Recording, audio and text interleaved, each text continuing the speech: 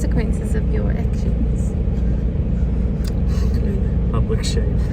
Hi, good morning and welcome to another Tourist Israel video. This is 2 days in one because I didn't end up filming that much both days because they were slower days.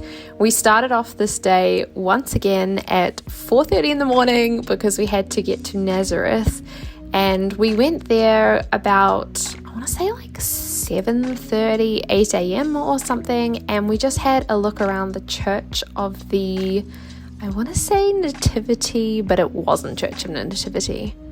Maybe it was Church of the Annunciation. I cannot remember, to be honest. We saw so many places, but it was really, really beautiful, and it was really nice to have a slow walk around. This bit here, I wish I'd taken a closer video, was actually so lovely because it was depictions of Mary and Jesus in multiple different cultures. And then we went inside the church and we had to be super quiet because there was actually a service going on above.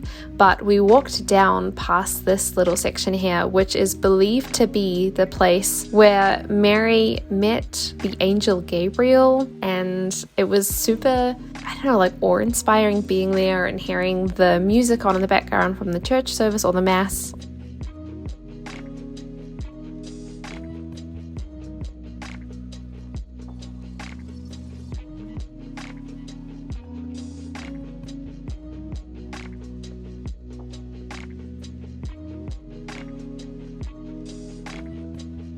And then, of course, I saw the mosaic tiling because that is just my favorite thing, is going around and seeing all of the old artwork and the mosaics from as early as possible. And then as we were walking up, they had all of this Latin written on, and so I'm kind of walking a bit quickly here, but I stopped and read some of it, and it just felt like a really nice, quiet, reflective moment. So if you go there, I would highly recommend. And then we went to this place afterwards, and once again, I was just awestruck by the artwork in all of these places that we visited. It was, I don't know, I just felt like I walked around looking at all of the artwork. It was absolutely stunning. This bit here is supposed to be some of the oldest buildings on the area, and they've preserved it and raised the platform on top of it so that you can still see it. But unfortunately, our guide didn't tell us anything about this, so I can't really tell you that much about it. Anyway, we weren't there for very long. We were only there for about half an hour to an hour, and then we got back into our bus and started going further north up into the Sea of Galilee area. The next place that we went to actually was kind of funny because it was sponsored by a German church. And so much of the writing was in German, and Luke and I have this funny little joke that everywhere we go, there's Germans everywhere, which is, I don't know, even if we leave Germany doesn't leave us. It's this funny little joke. But this is believed to be the place where Jesus fed the 5,000 people with the fish and the bread. And so it's believed to be the place where that miracle happened, and they built a church on top of it. It is a modern church though. I don't know what century, but let's say 18th, 19th century, maybe 20th century. I'm really sorry, I'm not very good with early modern history. And then we tried to go to the Church of the Primacy of St. Peter, but it was unfortunately closed. So we went to lunch, and then after lunch, we ended up at this little place that was actually closed. We weren't allowed inside because there was a service, but of course I looked at the mosaics on the outside. We were allowed to look at the mosaics.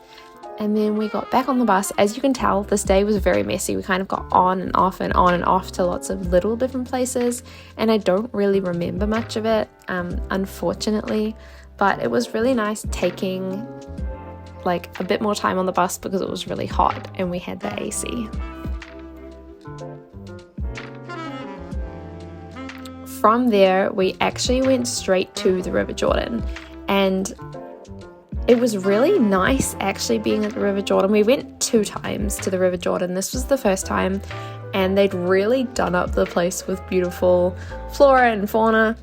But this The River Jordan itself was actually really clear here. It was quite muddy the second time we came further down, but here they had really beautiful, like calm environment, and some people were being baptized. If you saw in the last clip, there was actually some fish, which if you dipped your feet into the water, they'd come and like eat the dead skin off your feet.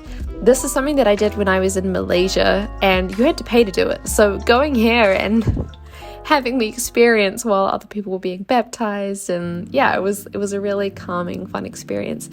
And then Luke asked me to take a video of this clip because it was the first time seeing dates on palm trees. I didn't know they were dates until afterwards, but Luke thought it was really cool. Anyway, that was about it for the second day, and then we went home. We got home at about 5. It was actually quite nice, 5 or 6. And then it was day 3. Day 3, I didn't film that much because once again, it was just a really nice, calm, relaxing day. We ended up going to the Dead Sea for an entire day. And as part of the Tourist Israel trip, we got access to the resort. And we just spent the whole day relaxing. So we spent the morning on the bus going out, and we started off at a convenience store actually just down out of Israel. I think it was just past the Palestine border. And as we were driving through this, he was telling us about the story of the Samaritan. He assumes that the people of Jerusalem, they know that this is a very dangerous route. And the people ask him, ask Jesus, they ask him. And this was one thing that I loved the most about Tourist Israel, is that the guides knew so much about the land that you were driving past. So it wasn't just when you were at a place, but when you were driving past, you saw about the history of the land itself. Now, I did put this clip in here because I videoed some camels, and we didn't ride them because I'm still trying to figure out what the ethics of camel riding is. I have read that as long as the camel owners are treating the camels correctly, they were born and bred to carry loads and to be sturdy animals, and as long as they're not being mistreated, it's fine. And we didn't see that with these camels. There were actually some camels elsewhere which were being beaten, and I was not okay with that. But we didn't ride these specific ones. I just wanted to video them because they had lots of color, and it was kind of cool seeing them stand up. Anyway, we only stopped at the gas station for a few minutes to pick up some supplies, and then we made our way to the Dead Sea Resort. And let me tell you, after 2 jam-packed days of running around, going and seeing as much as possible, taking in lots of information, which as you can tell, I already don't really remember much of it, but it was beautiful being able to see it, and I'm so glad that I made all of these videos.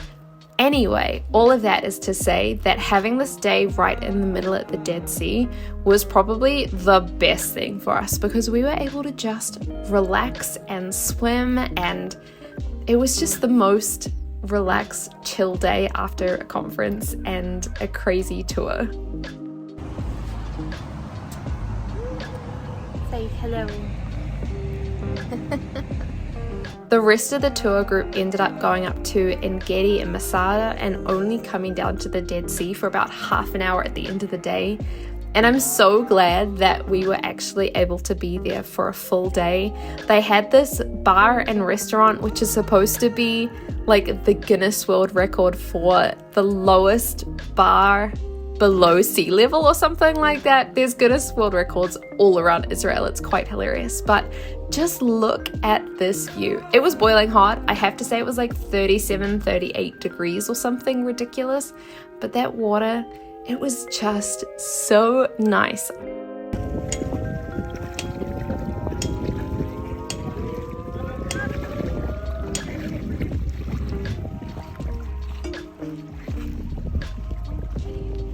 It's super warm. Warmer than outside, or? What? Oh no. Like, it's really warm. How's it taste? And I have to say, it was the strangest experience walking out there and just feeling like the weight of your body was just lifted. And Luke and I were saying that it would be so cool to have a place like this in New Zealand, because New Zealand is generally very choppy water, and you obviously have to swim and it gets quite deep and you have to scull for quite a long time to stay afloat. But it was just so relaxing, just laying back and having the weight of your body taken away from you, basically. We also saw this really cute little puppy, which was somebody's dog. Was that one of the resort people was their dog, and they were walking around and we saw it the whole day. But we spent the morning in the water reading our books for a little bit, and then we came up for lunch. We actually decided to have lunch early because there were lots and lots of people starting to arrive and we didn't want to get stuck in a long line. I'm going to be honest, the food was kind of basic. The chips were good, the burger was a bit average, but to be honest, for being right there at the water's edge of the Dead Sea, I cannot complain. It was a really, really cool experience. And then what was the coolest thing is that they actually had a Dead Sea margarita, like a Dead Sea salt margarita, which it did melt within about 5 minutes because of how hot it was, but it was nice and refreshing while I had it. We also got a coconut because I don't think Luke has ever drunk from a coconut. I think that's what he said, but we decided to get a coconut, which was also nice and refreshing. It had been in the fridge. And then after eating and reading our books a bit more, Luke had a bit of a nap. We actually went down to the water again. I think it was like 2 or 3 by that point, and so it wasn't like hot, but it was still, obviously it was still warm.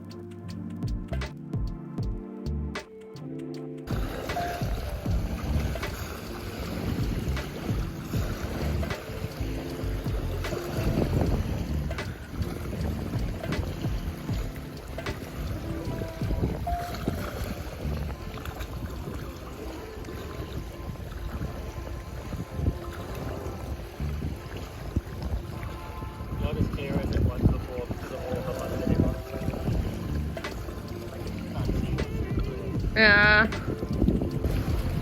Are you ready to pop?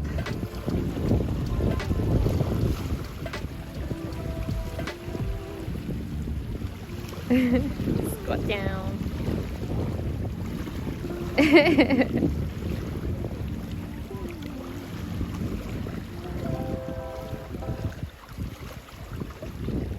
And that was about it, to be honest. We didn't do anything else that day but head home.